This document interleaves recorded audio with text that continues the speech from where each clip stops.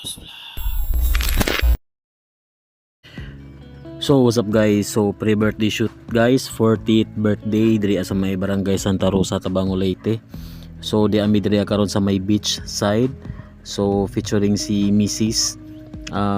Making her portrait shoots, and then ako guys is second shooter lang ko niya, kay ako ang gigamit karon kay ang 18 to 55 mm na lens.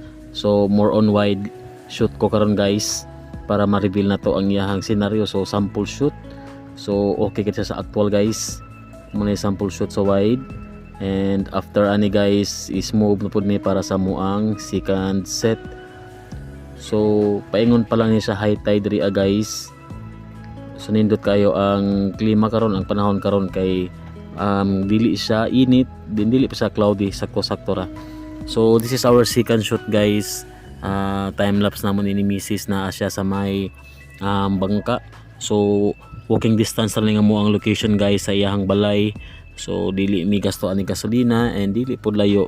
So komportable ra kaayo siya both sides sa among client og para sa amuan ni Mrs.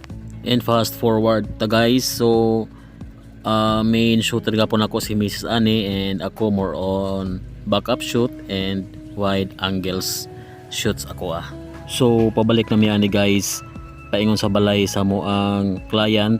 So a call for a break kay mangisnack daw. So mo na mangisnack guys, hopya from Tabing, Tabango, Leyte. So gipalit ni Dong Jobert Reyes. So mo ni siya ang surroundings guys, mo ni siya area diri and time check na ni siya sa mga 3:30 to 4 PM kini siya nga oras. So moving back natasad ta para sa to ang third set. So diri anasad mi sa may baybayon gihapon. So nag-change outfit lang ang mga client guys, and for that ako ang main, si Inday na po i-back up. So duha ka lens akong gigamit ani guys, or duha ka camera. So ang usa naka-attach ang 50mm portrait lens, and ang usa is ang wide angle lens, and then si Inday as a backup shooter na po sa 50mm para sa other side nga angles, para dili na mi magbalik-balik pa sa muang shoot, and in a way na dili na sad mahasel si client. So more on 5 to 6 takes lang, so makakuha na mig angle sana. So diha nga part isa ko ang gi-portrait si madam, and that time paingon na mi uli guys.